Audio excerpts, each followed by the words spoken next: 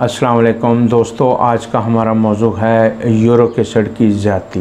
Uric acid जिस्म के मुख्तलिफ़ अज़ा में, हमारे खून में यूरिक एसिड का होना बहुत ज़रूरी है, मगर हम एक्स्ट्रा गोश्त का इस्तेमाल या कैल्शियम का इस्तेमाल ज़्यादा करते हैं, दूध का या दूध से बनी हुई चीज़ों का इस्तेमाल हम ज़्यादा करते हैं, तो जिस्म के अंदर इसका जो तनासब है वो नॉर्मल से ज़्यादा होना शुरू हो जाता है और ये जिस्म के मुख्तलिफ़ हिस्सों में, कोनियों में, उंगलियों में, छोटे उंगलियों के जोड़ों में, पाँव के अंगूठे में, टखने में और जोड़ों में, पाँव के जोड़ों में, टांगों के जोड़ों में, ये जब ये इकट्ठा होना शुरू हो जाता है तब हमें पेन महसूस होती है, बेचैनी होती है, थकावट हो जाती है। हम इसका असल हमें जो वजह है वो समझ नहीं आती जब तक हम इसका टेस्ट ना करवा लें। तो ऐसी कैफियत में अगर आपको जवानी में भी, बुढ़ापे में या देर उम्री में दर्दें महसूस हों, एड़ियों में दर्दें महसूस हों, चलते वक्त दर्दें महसूस हों, तो आप दोस्तों इसका फ़ौरन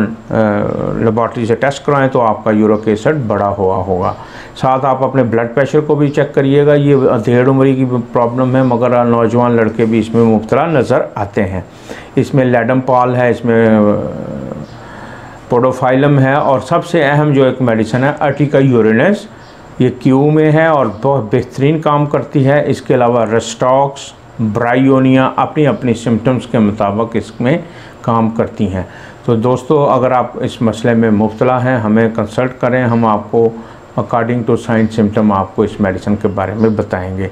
तो दोस्तों, सब्सक्राइब करें, हमारी वीडियोस लाइक करें और आने वाले दिनों में हमारी वीडियोस आपको ताकि टाइम पे मिलें। आप सबका बहुत शुक्रिया जिन्होंने हमें सब्सक्राइब किया है। आप हमारी आने वाली वीडियो का इंतज़ार करिए। अल्लाह हाफिज़।